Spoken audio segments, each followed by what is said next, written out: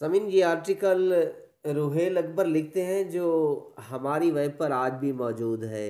मैं गुजारिश के साथ आज की वीडियो पर तवज्जो चाहता हूँ क्योंकि ये वो चीज़ है जो किसी न्यूज़ पर नहीं आती और ना कोई एंकर बता पाएगा। समीन, एक किताब है, क्या क्या ना देखा। वो नामवर पुलिस अफिसर, साबिक डायरेक्टर इंटेलिजेंस और साबिक आईजी पुलिस पंजाब और सिंध हाजी हबीबुर रहमान के इंटरव्यू पर मुश्तमिल है। और किताब को तरतीब देने वाले सहाफ़ी मुनीर अहमद खान हैं। वो लिखते हैं, मुशर्रफ के साथ नवाज शरीफ की डील में मजीद निज़ामी और मैं शामिल थे। पाकिस्तान स्टील मिल्स का चेयरमैन उस्मान फ़ारूकी, शर्मिला फ़ारूकी का वालिद हर महीने जरदारी को 1 करोड़ पहुंचाता था। भुट्टो की फांसी के पीछे इसराइल का हाथ था। कौमी इत्तेहाद के एची स्टेशन के दौरान मौलाना मौदूदी के नाम पर 30 लाख का गैर मुल्की चेक मैंने पकड़ा। जमात इस्लामी के दो अहम आदमी हमारे लिए इंटेलिजेंस करते। मौलाना गुलाम गौस हजारवी हमसे 500 रुपया महीना लेते थे। जब भुट्टो साहब पर मुकदमा चल रहा था तो पीपल्स पार्टी के 3 जियाले अमानुल्लाह खान, गयासुद्दीन, जानबाज और अमीन हबीबुल्ला सईदी हमारे लिए मखबरी करते। उन्हें हमने समन आबाद कोठी ले दी थी और सहूलतें भी फराम कर दी थी। पीपल्स पार्टी के साबका सीनियर वजीर शेख मोहम्मद रशीद शेखुपुरा से उन्हीं के मखबरी पर पकड़े गए थे। नवाब अफकालाबाग को शराब और औरत से नफरत थी। चौधरी जहूर इलाही को उन्होंने पुलिस में हवालदारी पर बहाल करके ड्यूटी पर तलब कर लिया था। मुर्तज़ा भुट्टो ने आसिफ अली जरदारी के साथ एक झगड़े में उनकी एक मूंछ कटवा दी, दूसरी उन्होंने खुद मुंडवा दी। उस पर बेनज़ीर ने जरदारी से मुर्तज़ा भुट्टो को सिर्फ फेंटी लगाने का कहा था, मगर अंजाम मुर्तज़ा भुट्टो की मौत पर हुआ। नवाब सादिक हुसैन कुरैशी को अपने साथ मिलाने के लिए नवाज शरीफ ने उसके नाम 35 कनाल की सिफारिश कर दी। इकबाल टिक्का ने रातों रात 35 कनाल पर कब्जा कर लिया।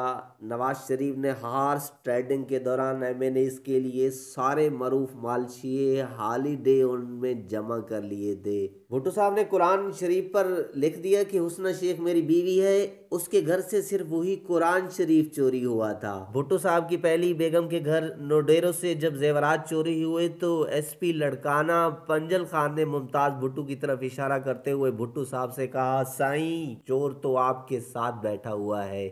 जनरल जियाउल हक ने फौज की पासिंग आउट परेड में मौलाना मौदूदी की तफहीमुल कुरान बांटी, फिर भुट्टो साहब से माफ़ी मांग ली। भुट्टो साहब हर एक की बेइज्जती कर देते थे, इसलिए जब उन्हें इक़्तिदार से हटाया गया तो डॉक्टर मुबश्शिर हसन, हफीज़ पीरजादा, मलिक मिराज खालिद और कौसर नियाजी वगैरह जनरल जियाद से मिलते, तहफ़्फ़ुज़ मांगते और अपनी वफादारी का यकीन दिलाते रहे। जान सादिक को नुसरत भुट्टो ने बास्टर्ड कहा तो उसने जवाब दिया, अम्मा आपने बजा फरमाया। पप्पू के कातिलों को सरेआम फांसी इसलिए दी गई ताकि भुट्टो की फांसी के लिए लोग ज़हनी तौर पर तैयार हो जाएं।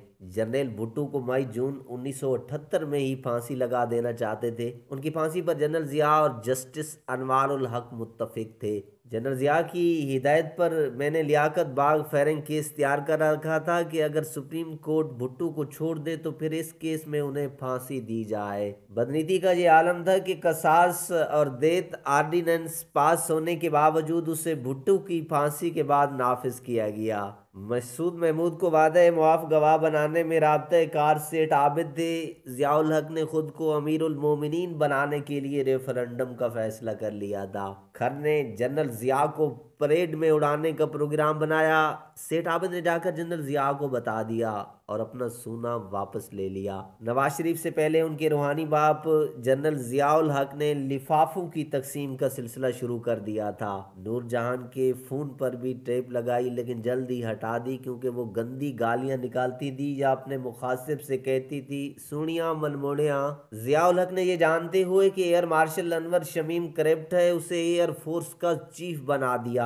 उसकी बीवी अपना पर्स कराची भूल गई। पर्स लाने के लिए एयरफोर्स का जहाज खास तौर पर कराची भेजा गया। इस गैर कानूनी इकदाम की मुखालफत 1965 की जंग के हीरो एयर कमांडर एम आलम ने पुरजोर तरीके से की, जो पहले ही एयरफोर्स के आला हल्कों में नापसंदीदा थे, और उसके बाद डिसिप्लिन का बहाना बनाकर उल्टा उन्हें ही खड्डे लाइन लगा दिया गया। गवर्नर पंजाब जनरल जिलानी को शराब हलाकू खान सप्लाई करता था। जनरल जहां जेब अरबाब ने ईस्ट पाकिस्तान से 50 लाख रुपए लूटे थे। जनरल जिया ने उसे सिंध का गवर्नर लगाया तो एक बर्मी औरत के पीछे लग गया।